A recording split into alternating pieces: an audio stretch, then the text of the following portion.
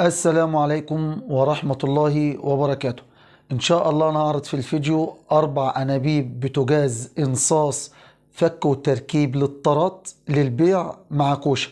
بإذن الله هتكلم على الوصف وعلى السعر، نتوكل على الله ونقرب كاميرا الهاتف ونبص عليهم. بالنسبة لل4 أنابيب زي ما موضحين لحضراتكم في الصورة، عندي هنا دي كوشة، وعندي طبعا بالنسبة للبوتاجازات 4 بوتاجازات زي ما موضح لحضراتكم في الصورة. ان شاء الله نكمل داخل الفيديو. بالنسبة للكوشة زي ما وضحت لحضراتكم، دي كوشة بعين واحدة. الكوشة دي كوشة بعين واحدة بفضل الله. الكوشة زي ما موضح لحضراتكم الكوشة جديدة. الكوشة دي بالنسبة للسعر انا عايز فيها 100 جنيه، عايز في الكوشة دي كسعر 100 جنيه. الكوشة زي ما موضح لحضراتكم في الصورة جديدة، دي بالنسبة للكوشة. ولكن بالنسبة عندي هنا للبوتاجاز بفضل الله عندي هنا الأنبوبة زي ما موضح لحضراتكم في الصورة، دي كسعر عايز فيها 200 جنيه. طبعا السعر موحد لجميع الأنابيب الصغيرة الفك والتركيب بالنسبة للأسعار. زي ما موضح دي شكل وده شكل تاني.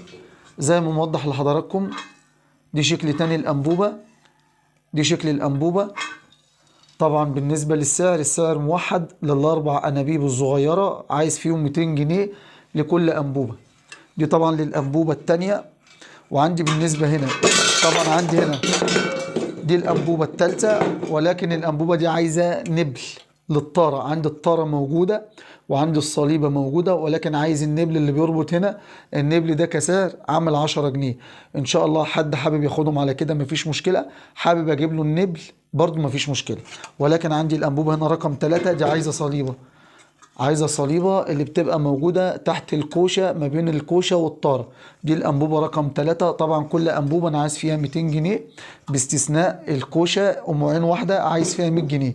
إن شاء الله أنا كده خلصت كل المعلومات اللي عندي، وهسيب رقمي تحت الفيديو اللي عايز أي حاجة يتصل بيا وأنا تحت أمره. بالنسبة للكوشة 100 جنيه، بالنسبة ل4 أنابيب كل أنبوبة 200 جنيه. والسلام عليكم ورحمة الله وبركاته.